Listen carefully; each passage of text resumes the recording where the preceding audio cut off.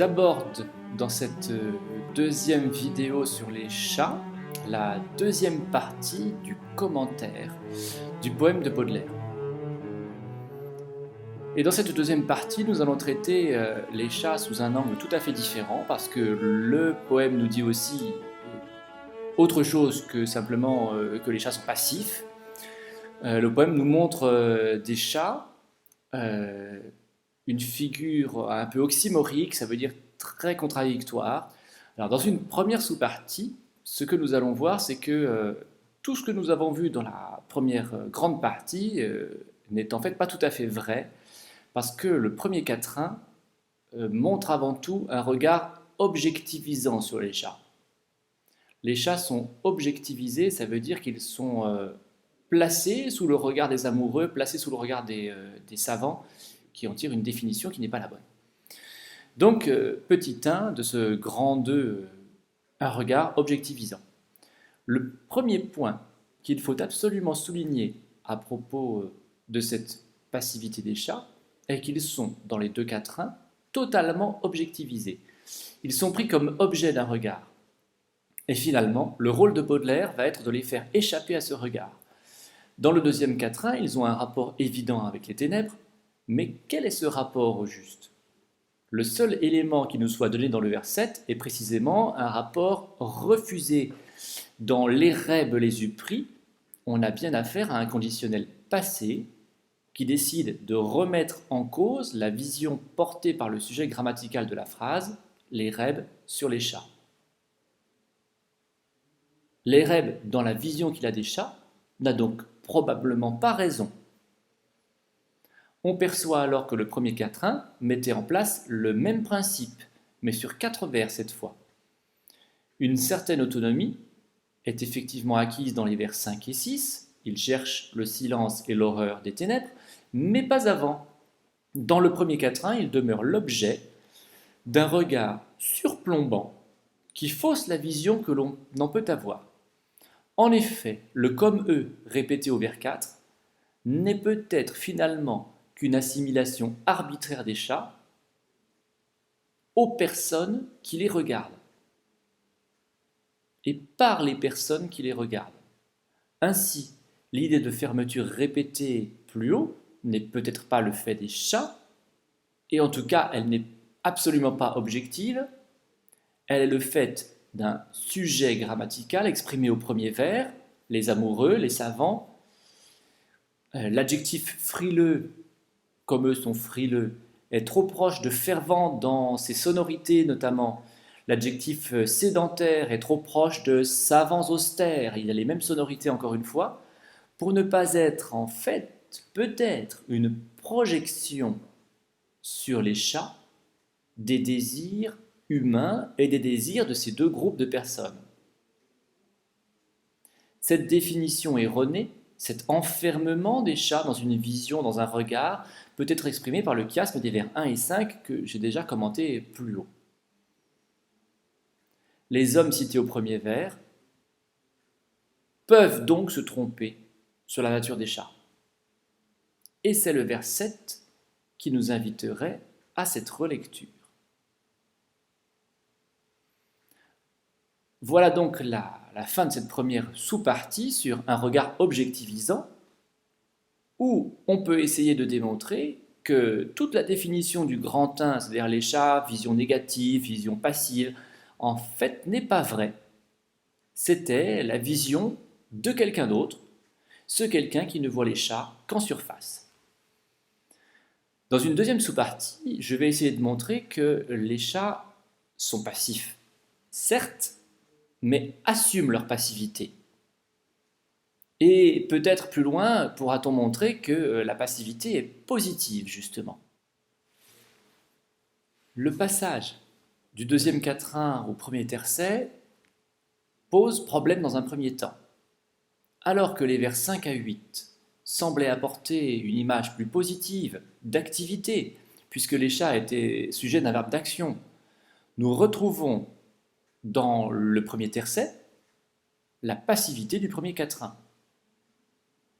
à travers la comparaison avec les sphinx.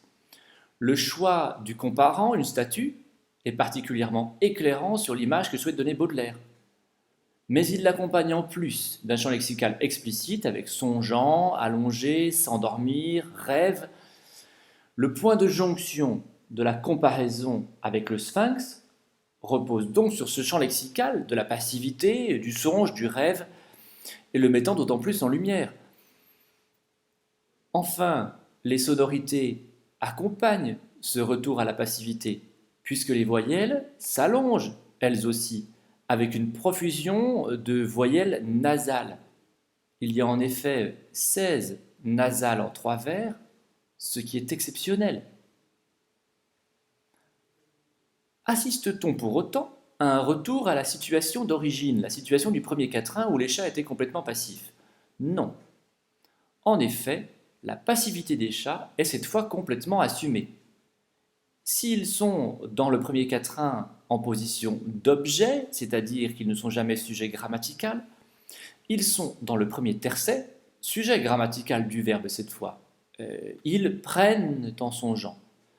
On assiste donc, de la part des chats, semble-t-il, dans le poème de Baudelaire, à un refus avéré d'une activité passive ou d'une activité qu'on va dire d'esclavage, une activité associée au servage dans le deuxième quatrain. On lit bien les vers 8, s'ils pouvaient au servage incliner leur fierté, au profit d'une passivité plus active ou plus assumée dans le premier tercet, ils prennent les nobles attitudes. Dès lors, comme on peut le voir dans l'emploi de l'adjectif noble, cette position est qualifiée de plus positive.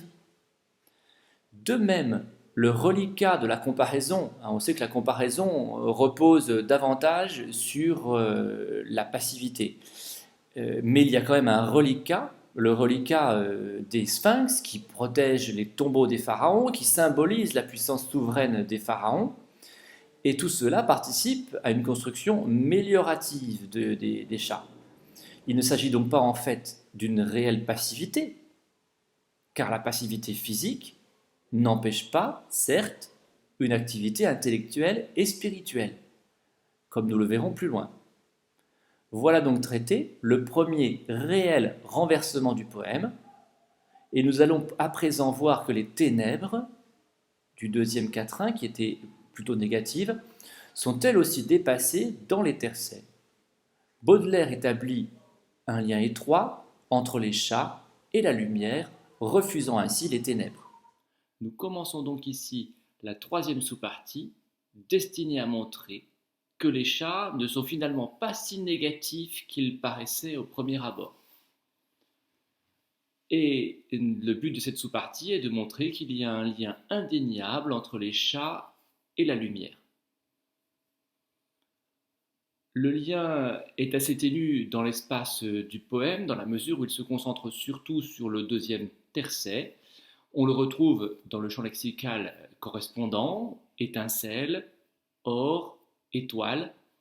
Les termes sont répartis sur l'ensemble du dernier tercet dans les 3 vers. Baudelaire donne en outre une importance particulière à ce champ lexical, dans la mesure où le seul verbe d'action du tercet appartient justement à ce champ lexical. Tandis que plein de renforce étincelle, la comparaison ainsi qu'un sable fin renforce des parcelles d'or, donnant ainsi l'idée que ces parcelles sont innombrables. Cependant, cette présence de la lumière ne vient pas abolir l'idée de ténèbres évoquée dans le deuxième quatrain, puisque, rappelons-le, seul le servage était révoqué à la fin du deuxième quatrain, et non pas l'appartenance à une partie de ténèbres. La lumière se surajoute donc, sans abolir les ténèbres, formant, comme avec l'idée de passivité active de la deuxième sous-partie, un nouvel oxymore dans le portrait du chat, qui est à la fois lumière et ténèbres. Je commence ici la quatrième sous-partie.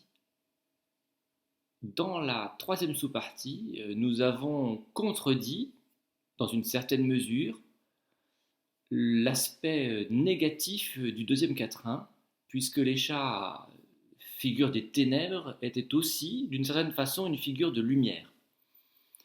Dans cette quatrième partie, on va voir que les chats, qui étaient une figure liée à l'enfermement dans le premier quatrain, sont en fait, vers la fin du poème, une figure plutôt liée à l'élargissement.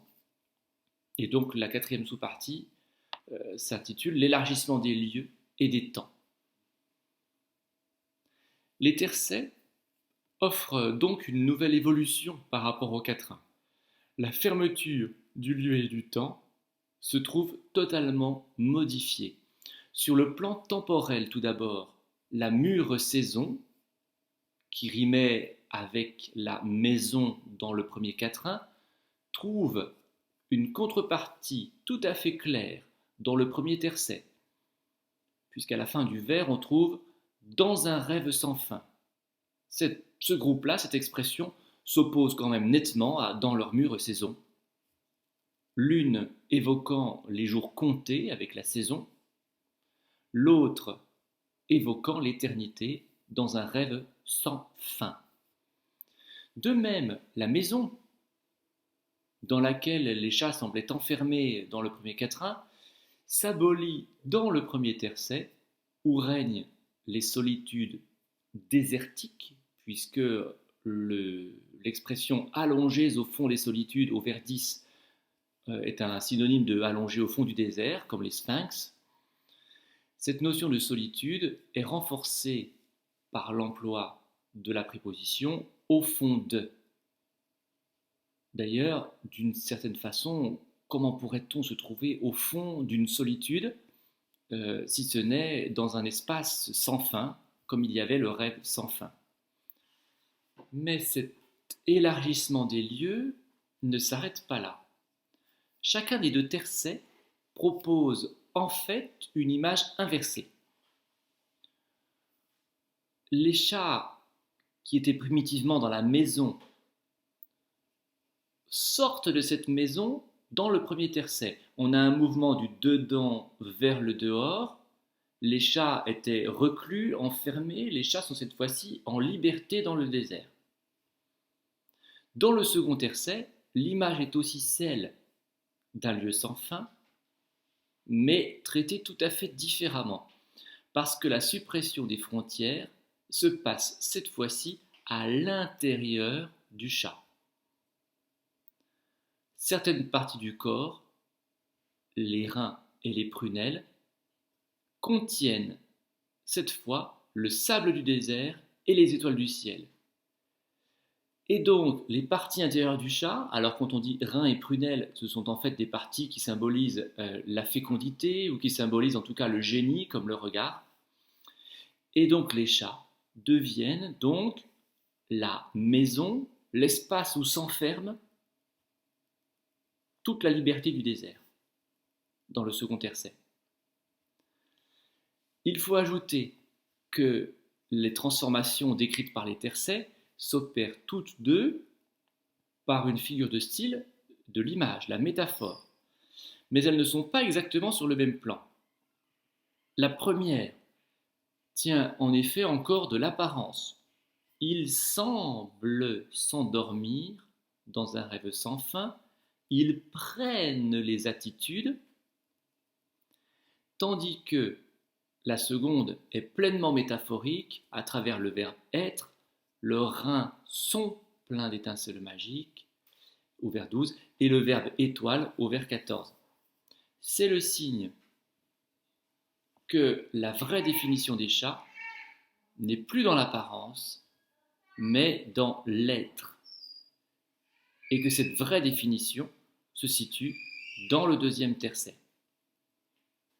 Si on résume donc cette deuxième partie, dans les tercets, et même encore entre le premier tercet et le second tercet, la figure des chats se trouve complètement modifiée.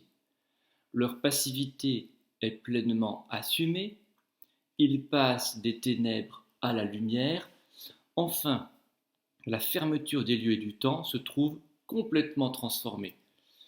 Ces oppositions récurrente à travers le poème pose question.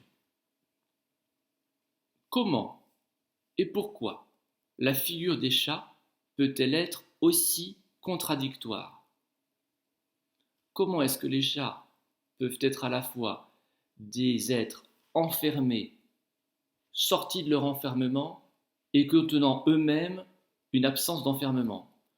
Cette question trouvera sa réponse dans la troisième partie que nous allons aborder maintenant, et nous y verrons que les chats sont une métaphore du poète, lui aussi marqué, comme on le sait dans les fleurs du mal, par la contradiction.